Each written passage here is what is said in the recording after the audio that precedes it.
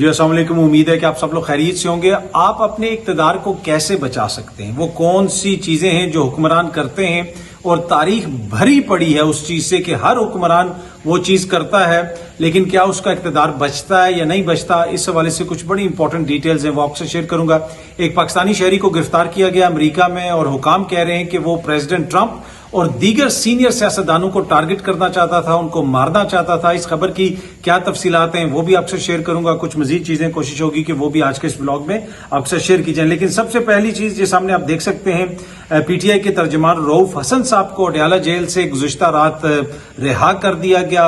ان کے خلاف جس قسم کا بیانیہ حکومت نے بنایا، پھر ہمارے کچھ دانشور دوست، تجزیہ نگار دوست، انہوں نے جو باتیں کی، جی رؤوف حسن کے گھر سے تو پتہ نہیں کیا کچھ نکل آیا ہے، کہاں سے اس کے رابطے ہو گئے، بھارت سے بھی اس کو جوڑ دیا۔ پر anyway to cut the story short, کیا ان کو ضمانت مل گئی اور وہ باہر آ گئے ہیں۔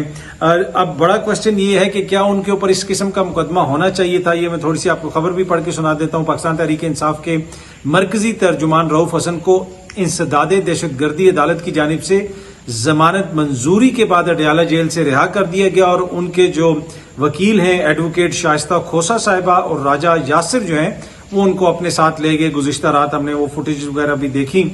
پر اینی وے ان کے اوپر دہشت گردی کا مقدمہ بنتا تھا۔ کیا رؤوف حسن دہشت گرد ہیں؟ 75 سال کی عمر میں آ کے اچانک وہ جناب ایسے ہو گئے ہیں کہ ان کے اوپر ہم اس قسم کے الزامات لگائیں، تو یہ ایک بڑا کوشچن ہے۔ اچھا جی، امریکی میڈیا ایک سٹوری رپورٹ کر رہا ہے کہ ایک پاکستانی شہری صدر ٹرمپ سمیت دیگر امپورٹنٹ شخصیات کو ٹارگٹ کرنا چاہتا تھا، وہاں پہ وہ قاتلوں کو ہائر کر رہا تھا۔ یہ سٹوری میں نے پڑھی ہے، اس کی جو ڈیٹیلز ہیں وہ بڑی سکیچی سی ڈیٹیلز ہیں۔ اس سٹوری کے اندر یہ بھی لکھا ہوا ہے کہ جی اس کے اوپر فرد جرم عائد کر دی گئی، لیکن ایٹ دا سیم ٹائم جو حالیہ ٹرمپ صاحب کے اوپر حملہ ہوا ہے اس کا کوئی ایویڈنس نہیں ملا۔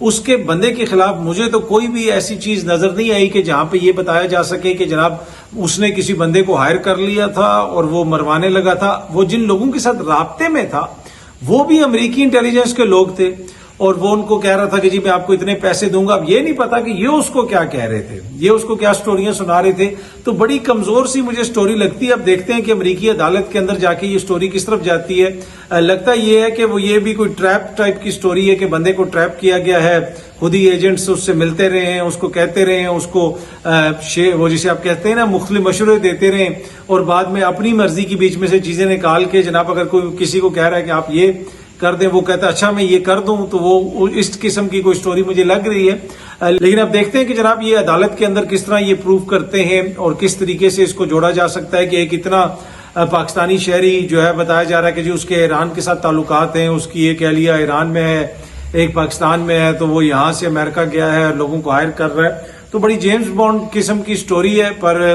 دیکھتے ہیں کہ عدالت کے اندر اس کا کیا آگے نتیجہ نکلتا ہے۔ لیکن مجھے بڑی کمزور لگ رہی ہے فار سم ریزن یہ سٹوری، جو جتنی میں نے اس کی تفصیل پڑھی ہے۔ اچھا جی، بنگلہ دیش کے جو طلبہ ہیں انہوں نے مطالبہ کیا کہ ڈاکٹر یونس کو عبوری حکومت کا چیف ایڈوائزر بنایا جائے، یا وہ چیف ایڈوائزر بننے پہ جو ہے راضی بھی ہو گئے ہیں۔ اس کے ساتھ ساتھ بنگلہ دیش کے جو صدر ہیں انہوں نے طلبہ تحریک کے مطالبہ پر پارلیمنٹ بھی تحلیل کر دی تھی گزشتہ روز، وہ بھی ہم نے دیکھا۔ اچھا ایک چیز میں نے آپ کو کہی تھی کہ آگے آنے والے دنوں میں یہ نہیں ہے کہ صرف اب یہ چیز ختم ہو گئی ہے، آگے کیا ہوگا، آگے کس قسم کے مسائل بن سکتے ہیں جو لوگ اس ساری رجیم کے اندر اپنا کردار ادا کرتے رہے ہیں۔ اس میں پولیس افسران بھی ہیں، اس میں سیاستدان بھی ہیں، ان کے جو ایک شکیب الحسن غالباً جو ان کے سیکٹر ہیں، کپتان ہیں، وہ جناب ان کو بڑی پسند تھی شیخ حسینہ واجد صاحبہ کی ایڈمنسٹریشن، وہ کہتے تھے بڑی زبردست یہ وزیر اعظم ہے، تو وہ بھی ان کی پارٹی میں جناب ٹکٹ لے کے وہ بھی پارلیمنٹ میں آگے تھے۔ اب وہ غائب ہیں، ان کے گھر کو بتایا جا رہا ہے جلا دیا گیا ہے۔ ایک اور کرکٹر تھے، ان کو بھی ٹکٹ دیا گیا تھا، وہ بھی عوامی لیگ کی طرف سے جناب انتخاب جیت کے آگے تھے، ان کے گھر کو بھی جلا دیا گیا ہے، وہ بھی اپنی فیملی کے ساتھ کسی محفوظ جگہ پہ ہیں، لیکن شکیب الحسن کا کوئی پتہ نہیں چل رہا کہ وہ کدھر ہیں۔ باقی بہت سارے اور بھی جگہوں کو جلایا گیا ہے، ہوٹلز کو جلایا گیا ہے، جو شیخ مجیب الرحمان ہیں ان کا جو ریزیڈنس ہے اس کو جلایا گیا ہے۔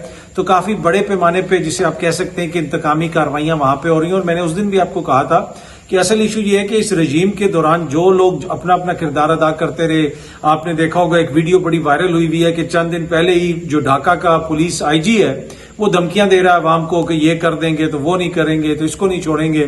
اب پولیس جو ہے وہ پوری ہڑتال پہ چلی گئی ہے۔ پولیس یہ کہہ رہی ہے کہ جناب فوج ہمیں آ کے تحفظ دے، فوج ہمیں شہریوں سے بچائے. اگر اس وقت کہیں پہ آپ کو گڈ ول وہاں پہ نظر آ رہی ہے کسی بھی ادارے کے حوالے سے تو وہ فوج کے حوالے سے ہے. فوج کی طرف لوگ پھول بھی پھینک رہے ہیں. اور اس کی بنیادی وجہ کیا ہے؟ جب حسینہ واجد نے کہا کہ جا کے چلاؤ شہریوں پہ گولیاں، ان کو روکو، تو فوج نے انکار کر دیا. فوج نے کہا جناب ایسا نہیں ہوگا.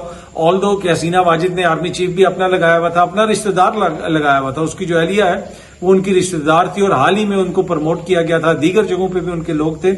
لیکن اینی وے وہ فوج نے عوام کے ساتھ کھڑی ہوئی اور مشکل وقت میں فوج نے کہا نہیں جناب ایسا نہیں ہو سکتا، ہم اپنی عوام کے ساتھ ہیں. اور یہی وجہ ہے کہ اس وقت فوج کے اوپر لوگ وہاں پہ ٹرسٹ کر رہے ہیں، ان کی بات سن رہے ہیں. اور پولیس بھی کہہ رہی ہے کہ جی فوج ہمیں تحفظ دے، ادروائز ہم کام نہیں کریں گے. تو وہ جو اس وقت حکومت کے کہنے کے اوپر انتقامی کارروائیاں کر رہے تھے، لوگوں کے اوپر ظلم کر رہے تھے، اب وہ سارے جو ہے لوگ چھپتے پھر رہے ہیں. اچھا، اب جس طرح میں نے شروع میں آپ سے عرض کی تھی کہ اپنے اقتدار کو طول دینے کا یا اپنے اقتدار کو بچانے کا فارمولہ کیا ہے؟ اگر آپ پڑھیں، ہسٹری پڑھ لیں، کوئی سی بھی ہسٹری پڑھ لیں، چاہے آپ مڈل ایسٹرن ہسٹری پڑھ لیں، آپ یورپین ہسٹری پڑھ لیں، آپ کنٹمپریری ہسٹری پڑھ لیں، آپ اس سے پہلے کی ہسٹری پڑھ لیں، جو بھی ہسٹری پڑھیں، جو بڑے بڑے آپ کو حکمران نظر آئیں گے، انہوں نے اپنے اقتدار کو بچانے کے لیے مختلف طریقے وہ کرتے ہیں.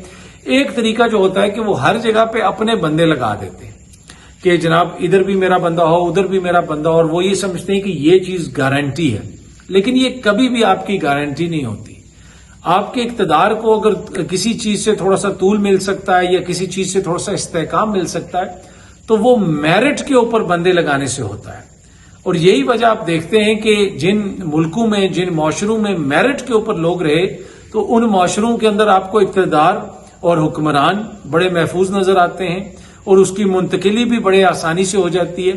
لیکن جو لوگ میرٹ کے بجائے صرف اس لیے لگاتے ہیں کہ یہ بندہ میرا ہے، اس کو ہم نے اپنے بندے کو لگانا ہے کیونکہ اپنے اقتدار کو محفوظ رکھنا ہے، اس کی ہمیشہ ایک ٹریجک اینڈنگ ہوتی ہے. آپ پوری تاریخ اٹھا کے دیکھ لیں، ہمیشہ اس کی ٹریجک اینڈنگ ہوتی ہے. جو بندہ جس کے اپنے کوئی مورل نہیں ہے، جس کے اپنے کوئی ایتھکس نہیں ہے، جو آپ کے کہنے کے اوپر لوگوں کو بروٹلائز کر رہا ہے، لوگوں کو مار رہا ہے، لوگوں کے حقوق چھین رہا ہے، 2 نمبریاں کر رہا ہے، وہ تھوڑے سے پیسے میں لے کے کر رہا ہے، لالچ میں کر رہا ہے، وہ کبھی بھی آپ کا خیر خواہ نہیں ہو سکتا. وہ آج اس کے مفادات آپ کے ساتھ ہیں، اس لیے کہ وہ اپنے مفادات کے تابع آپ کے لیے یہ سب کچھ کر رہا ہے. وہ آپ کے اقتدار کو بچانے کے لیے نہیں کر رہا، وہ اپنے مفادات کو بچانے کے لیے کر رہا ہے. وہ چاہے آپ نے کوئی منسٹر لگایا ہوا ہے، چاہے وہ ماضی میں آپ نے کوئی گورنر لگایا ہوا ہے، چاہے وہ آپ نے جناب پرشین امپائر میں لگایا ہوا ہے یا پھر وہ آپ نے رومن امپائر میں لگایا ہوا ہے. میں اوور آل بات کر رہا ہوں.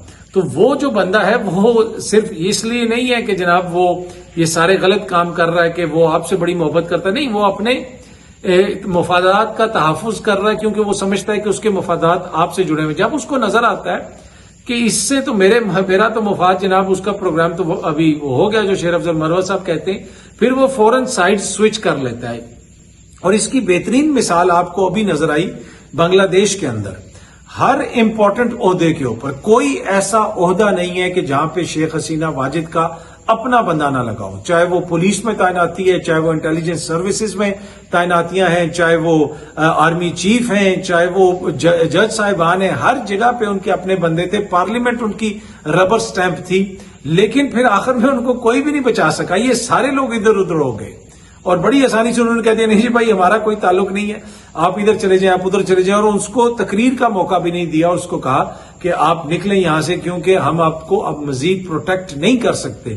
ہم آپ کو کیوں نہیں پروٹیکٹ کر سکتے؟ وہ جو سارے لوگ جن کو مراد دیں، جن کو جو ہے جن کے مفادات ان سے وابستہ تھے، انہوں نے آخر میں سب نے کیوں کہا شیخ حسینہ واجد کو کہ ہم آپ کے مفادات کا مزید تحفظ نہیں کر سکتے، ہم آپ کا مزید تحفظ نہیں کر سکتے، آپ کو پروٹیکٹ نہیں کر سکتے، کیونکہ ان کو پتا تھا کہ اب ہم نے اپنے مفادات کو پروٹیکٹ کرنا ہے.